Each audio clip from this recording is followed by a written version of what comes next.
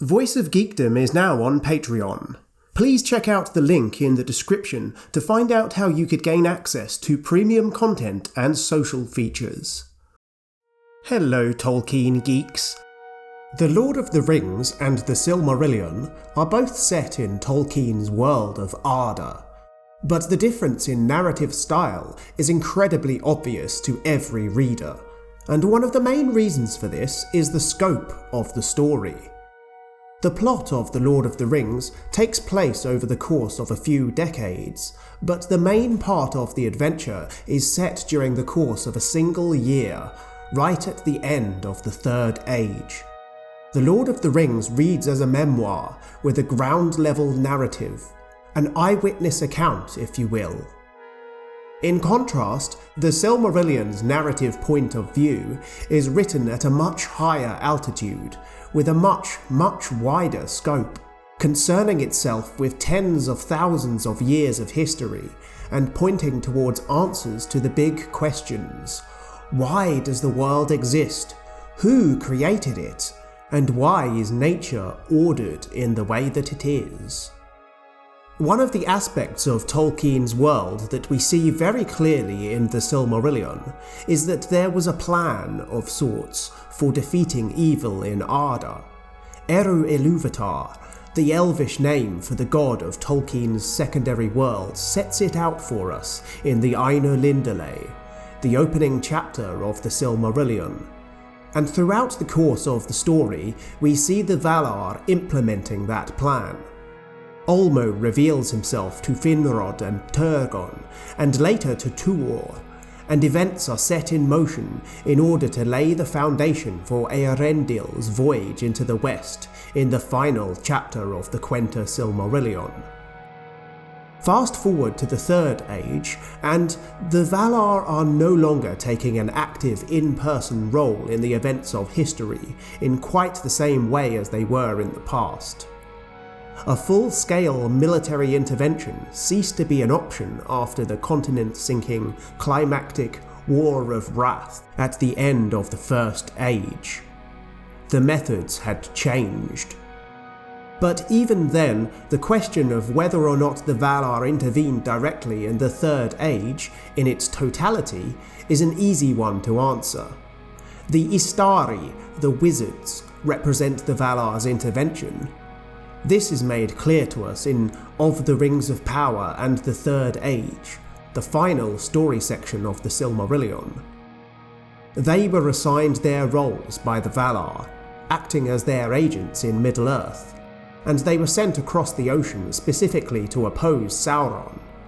This was the change in strategy. Tolkien also confirms, without any real ambiguity, that Ilúvatar himself did intervene directly during the course of the War of the Ring. Notably, though perhaps not exclusively, in the resurrection of Gandalf, and in Gollum's fall into the Samath Naur at the end of the story, which is finally responsible for the destruction of the Ring of Power. Letter number 192 of the Letters of J.R.R. Tolkien, edited by Christopher Tolkien and Humphrey Carpenter, states that Frodo deserved all honour because he spent every drop of his power of will and body, and that was just sufficient to bring him to the destined point, and no further. Few others, possibly no others of his time, would have got so far. The other power then took over, the writer of the story, by which I do not mean myself. That one ever-present person who is never absent and never named, as one critic has said. Tolkien was responding to the correspondent's question about whether Frodo had failed in his quest. That writer of the story is plainly God. The Valar are not gods. Not exactly, and they are still characters in that story, but unlike all of the other characters, they are more aware of the structure of that divine plan, in which they themselves are mere actors. And yet they seem to be conspicuously absent in the story of The Lord of the Rings. We have to assume that the Valar still take an active interest in the governance of Arda right up until at least the start of the Fourth Age. Sauron himself is a Maiar, and so he is a problem which stems from their own ranks in a sense. Thus, there is a certain responsibility on the part of the Valar to address the problem of Sauron, hence the introduction of the wizards, as we've already said. But I believe, and believe I can justify my belief, that there are still several places within the story of The Lord of the Rings itself where the Valar directly intervene. The fact that the majority of the narrative is told from the perspective of the four hobbits allows Tolkien the opportunity to give us insight into several of Frodo's dreams, as well as the other protagonists at times. Some of these dreams merely give us an appreciation of the way that Frodo thinks, his state of mind, his emotional journey. Others, though, are suggestive of an outside power. And once we begin to look at this in detail, there are some quite transparent similarities to the ways in which we know that the Valar have worked in the past. In the Silmarillion, Ulmo, the Valar who is tied to all of the water in Arda, shows up on more than one occasion to direct characters towards taking certain actions, and appears to do this in order to set up later events. The Valar have foreknowledge of the coming of Tuor to Gondolin, and of the destiny of Eärendil, Tuor's son, the Star Mariner. Shortly after the Noldor returned to Beleriand, which was at the onset of the First Age, Ulmo sends a message in a dream to both Finrod Felagund, the brother of Galadriel and future king of Nargothrond, and to Turgon, the future king of Gondolin, while the two princes of the Noldor were sleeping side by side next to the banks of the river Sirion. In The Lord of the Rings, Frodo's first dream of real significance occurs as the party are preparing to leave the Shire at Frodo's Crickhollow house in Buckland, which notably is close to the Brandywine River. In this dream, Frodo imagines the sounds and smell of the sea, sensations which he had never before experienced in the waking world. And so the obvious question is, how could he dream of something that he had never seen? A sense of sea longing is instilled in Frodo, which is more than a simple yearning for the ocean itself. It is a yearning for the land of the Valar beyond the Sundering Sea. Later, in his bed in the house of Tom Bombadil, which incidentally is also near to a body of water, that's the River Withywindle, which is a tributary of the Brandywine, Frodo will dream of coming to the shores of Aman, though he doesn't know it at the time. Frodo heard a sweet singing running in his mind, a song that seemed to come like a pale light behind a grey rain curtain, and growing stronger to turn the veil all to glass and silver, until at last it was rolled back, and a far green country opened before him under a swift sunrise. Frodo will recall this very same dream in the closing passages of the book, in the final chapter when his elvish ship passes over the sea and into the west. Much is made of how Frodo and Sam's tale parallels aspects of the Beren and Luthien story, including by Samwise himself, who will draw that comparison directly on the stairs of Cirith Ungol. But Frodo's eventual fate is, in my opinion at least, most similar to Tuor's journey into the West centuries earlier, and this gives us more reason to suspect Ulmo's involvement in these dreams of his. In the Valar Quenta, we are told that Ulmo was known to visit mortals from time to time, and that his visits would leave a deep, lifelong longing for the sea in those he has contact with, much as we can observe in Frodo. At times, he will come unseen to the shores of Middle-earth, or pass far inland up firths of the sea, and there make music upon his great horns, the Ulmo, that are wrought of white shell, and those to whom that music comes hear it ever after in their hearts, and longing for the sea never leaves them again. But mostly, Ulmo speaks to those who dwell in Middle-earth with voices that are heard only as the music of water. For all seas, lakes, rivers, fountains and springs are his government, so that the elves say that the spirit of Ulmo runs in all the veins of the world. If we can accept Frodo's connection to Ulmo and the sea, then it is probably safe to assume that there are other characters in The Lord of the Rings that certainly have an even more direct communication from the Valar. During the Council of Elrond, where we meet Boromir of Gondor for the first time, we are told of a message which came to both Boromir and to his younger brother Faramir. "I come to ask for counsel and the unravelling of hard words. For on the eve of the sudden assault, a dream came to my brother in a troubled sleep, and afterwards a like dream came oft to him again, and once to me. In that dream I thought the eastern sky grew dark, and there was a growing thunder, but in the west a pale light lingered, and out of it I heard a voice, remote but clear, crying, 'Seek for the sword that was broken, in Imladris it dwells. There shall be counsels taken, stronger than Morgul spells. There shall be shown a token that doom is near at hand, for Isildur's bane shall waken, and the halfling forth shall stand.'" In the extended version of Peter Jackson's The Fellowship of the Ring movie, they glossed over the details of this dream.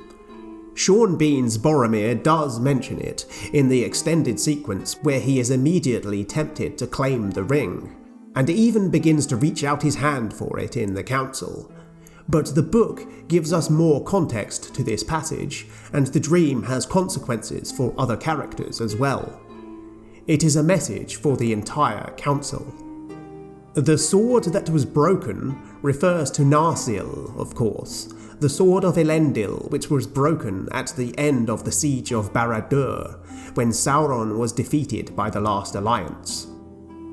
Aragorn subsequently reveals himself as Isildur's heir in the council, and he chooses this moment to do so in no small part due to the command that the poem in Boromir's dream seems to imply. Later in Lothlórien, Aragorn has taken over the leadership of the company following Gandalf's fall in the mines of Moria. As they were preparing to depart Lórien, Aragorn deliberates internally on which path to take for himself, reflecting on his decisions at the council. His own plan, while Gandalf remained with them, had been to go with Boromir and with his sword help to deliver Gondor. For he believed that the message of the dreams was a summons, and that the hour had come at last when the heir of Elendil should come forth and strive with Sauron for the mastery. So why should we believe that this message was from Ulmo and the other Valar? Their motivation for doing so should be clear. They are trying to give history a little nudge in the right direction, much as they did during the First Age with Turgon, and later with Tuor. One thing that's certainly very interesting about the message is that it seems to have been directed mostly at Faramir rather than at Boromir. Perhaps the older brother wasn't intended to receive the dream at all, or perhaps he was given the dream also as a last resort to ensure that the message was received by those in Rivendell.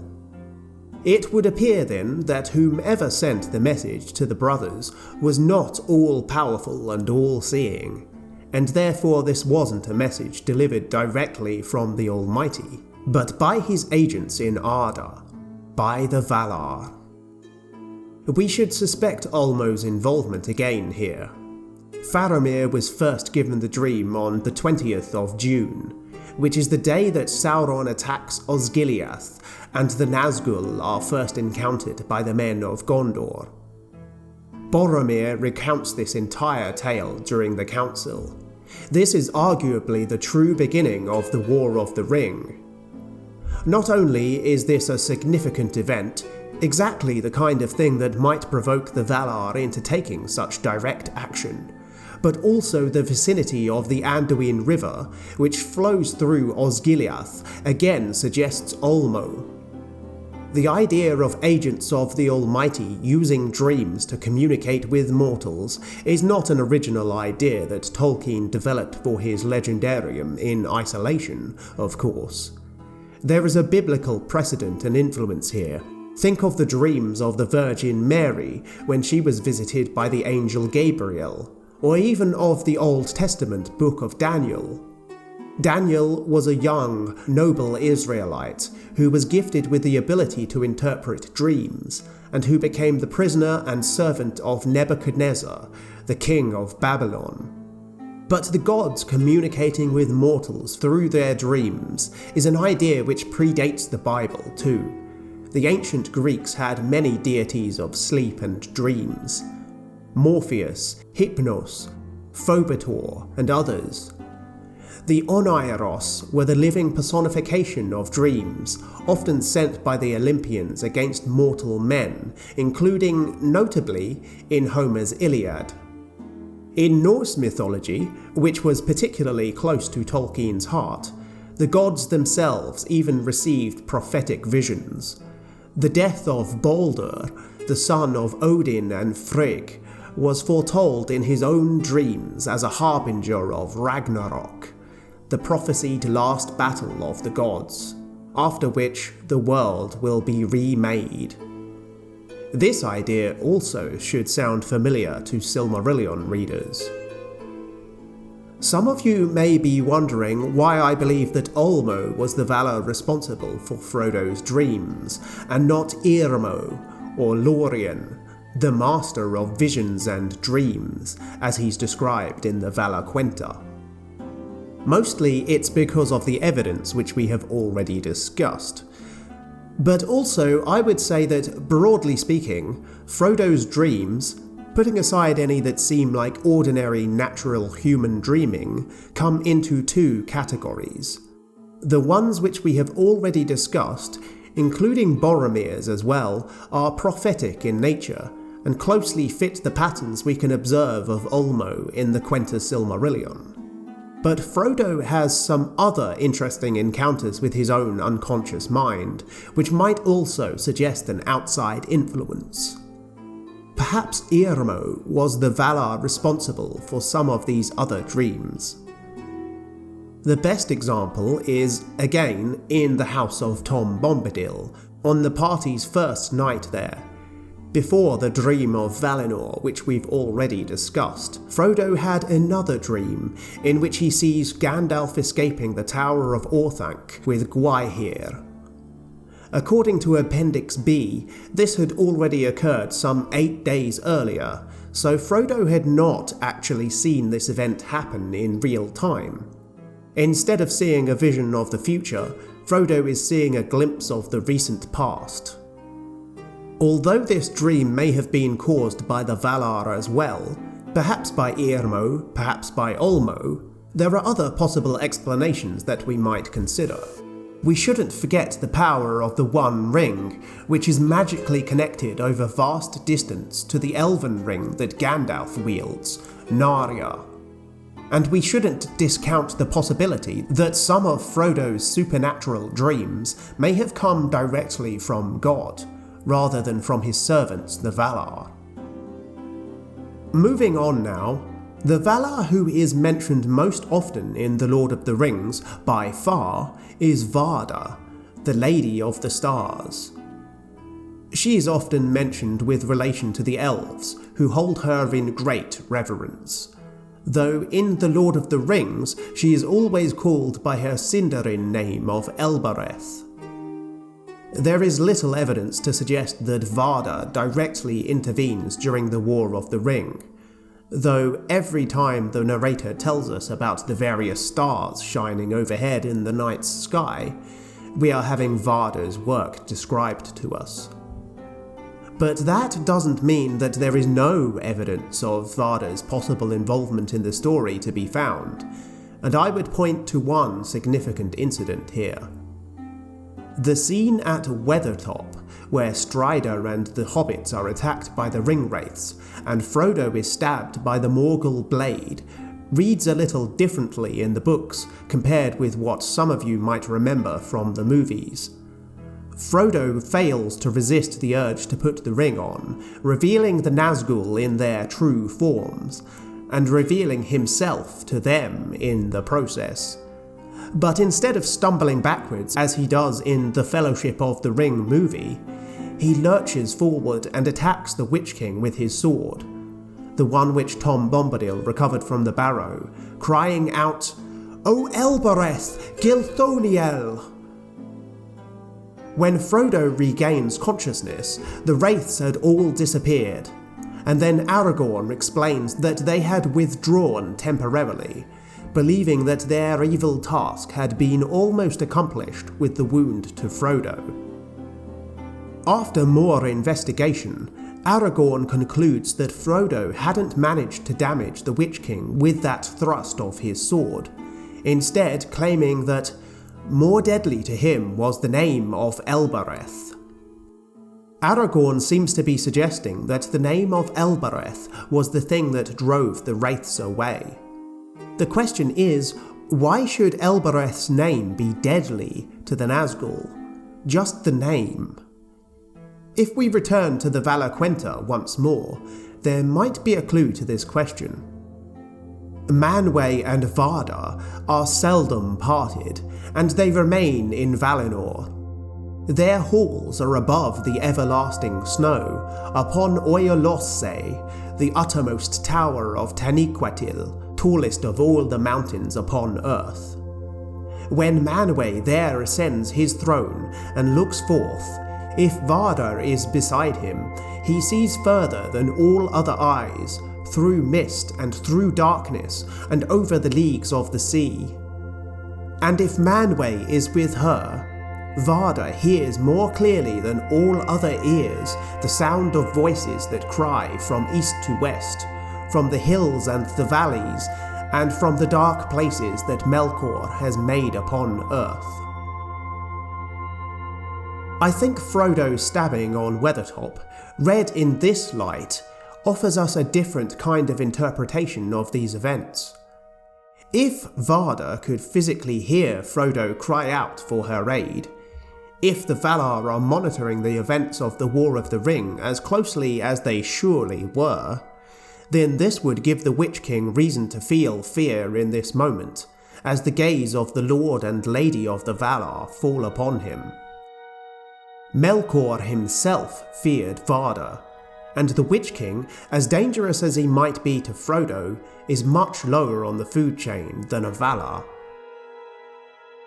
Perhaps we can't quite call this an act of direct intervention, not in the same way as many of these other examples, but my point here is that the invocation of Varda's name here carries a significance that might not quite leap off the page at first glance.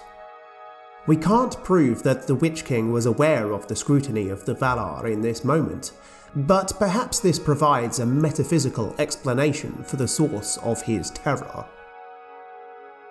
Varda's spouse Manwë, the greatest of the Valar, is only mentioned once in the main text of The Lord of the Rings, and it's quite a subtle reference which even seasoned Silmarillion readers might be forgiven for missing.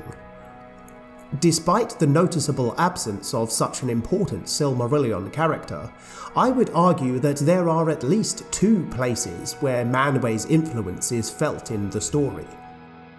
One of these should be very obvious, and the other probably slightly less so. The eagles of Manwë are present in The Lord of the Rings, and show up at key moments, just as they do in the Silmarillion. The eagles were devised by Manwë during the Great Music, and served as his messengers during the First Age. For a long time, Tolkien considered the eagles to be Maiar. This changed in The Lord of the Rings when he decided that Gwaihir the Wind Lord and his brother Landroval were descendants of Thorondor, the king of the eagles in the First Age. Maiar don't generally reproduce in the normal manner with respect to incarnate beings. Melian giving birth to Luthien was an exception born of extraordinary circumstances.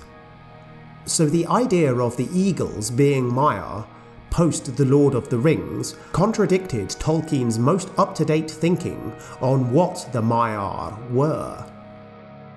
On the other hand, according to the Grey Annals from the War of the Jewels, Gwaihir and Landroval were exactly the same names that were given to the eagles who had saved Beren and Luthien from Angband after their recovery of the Silmaril from Morgoth's Iron Crown.